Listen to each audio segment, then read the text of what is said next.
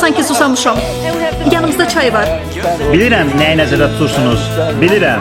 Bayaqdan ona baxıram. Sizin şərəfinizə. Sizin şərəfinizə. Həqiqətən də ləzzizdir. İlk dəfədir ki, Azərbaycan çayının dadına baxıram. Doğrudan. Bəli, stəkan çox gözəldir.